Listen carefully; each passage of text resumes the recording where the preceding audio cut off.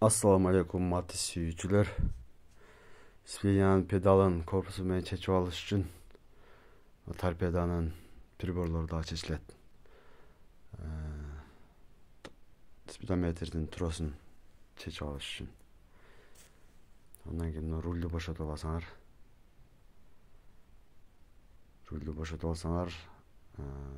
Педалдын корпусу менен чыгыш оңой болот да. Бул корпусу тормоздун, газдын, педалдар менен чогуу чыгат.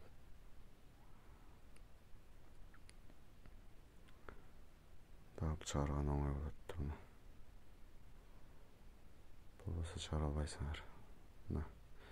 Спинянын педалы сындырып коюптур болду. Буну варт этебиз азыр.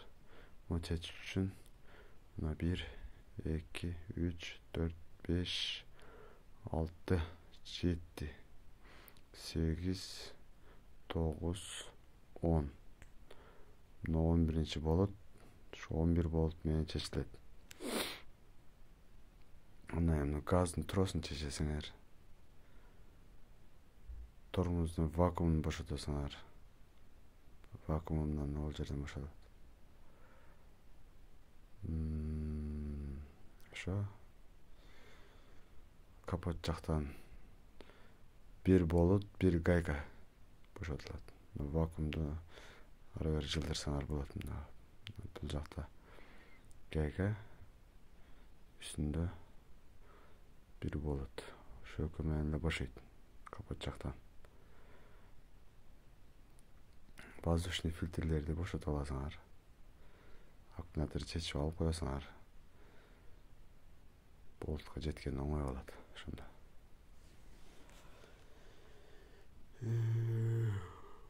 Сплиня турган жерде түздөп кышкач менен варт этип коесуңар. Биздин каналды колдоп, подписаться кнопкасын басып, лайктан басып, коңгурочону басып, все деген тандап коесуңар.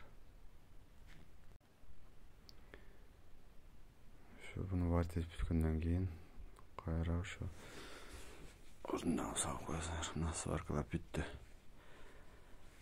Ушундай болуп сваркаланат.